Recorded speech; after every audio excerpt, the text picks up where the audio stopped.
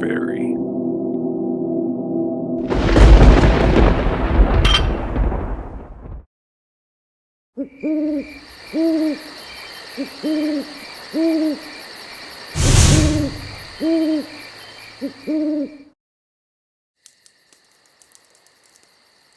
The Pound Puppy.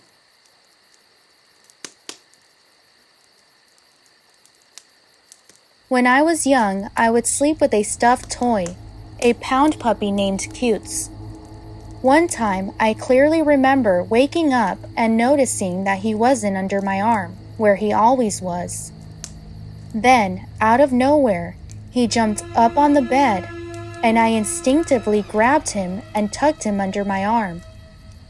After realizing what happened, I threw him across the room, freaking out. But then my young mind thought that he was perhaps out walking around protecting me, so I got him back and apologized. No reaction from Cutes then, but it still freaks me out when I think about it.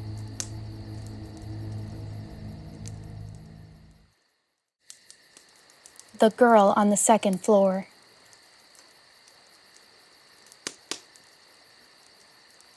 Me and some buddies were bored one night and decided to head out and poke around an abandoned mental hospital. The only way in was through the autopsy room. The rest of the place was pretty much sealed off. So we go in, me, another guy, and 2 girls. As soon as we get into the autopsy room, one of the girls starts hyperventilating and crying. She says she couldn't be there anymore. We tried everything we could to convince her everything was going to be fine and to not avail. She wanted to leave, and she wanted to leave now. Disappointed, we decided we had to leave. The 2 girls were walking right in front of us, one trying to comfort the other, while me and the other dude walked a bit of a way behind. I don't know what brought me to look back. Morbid curiosity maybe, but I did. Now, I'll admit it was dark, but the moon was out so it wasn't pitch black. Still, I know what I saw. A window on the 2nd floor, what looked just like a little girl in a white dress staring back at us. I looked for a good 10 seconds, stopped my buddy, and had him look without taking my eyes off of the thing, and asked him specifically, "Do you see that? I thought I may have been seeing things, or maybe it was a trick of the light." But no, we both saw it and stared for a good 20 seconds after. I might have thought it was some kind of trick, but after 20 seconds or so, it moved. We ran out of there, passing the girls and screaming at them to get in the car. Is it possible it could have been some other people there who happened to bring a girl who might have looked from a distance to be a lot younger than she was? Yes. There were no other cars around though, so whoever it was would have had to walk a pretty good distance to get there. It could have also been a homeless family that was using the place for warmth. Who knows? All I know is what I saw. It was a little girl in a white dress staring at us from the 2nd-story window of an abandoned mental joint at 2 in the morning.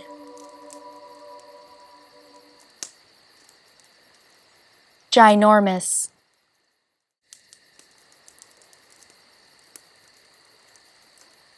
Some family friends of mine have a daughter. For the first few years of her life, she had an imaginary friend whom she called GINORMOUS. Anyway, a couple of years back, we were looking through some old college photos with the family, and their daughter was also present. Suddenly, we came across a photo of one of our friends who had sadly passed away while we were still at college, and the little girl's voice piped up. "Why is GINORMOUS in the photo?" Many chills went down my spine. They hadn't been there before. Alright, bear with me on this one. As a teen, I used to sneak out of the house a lot with some friends of mine.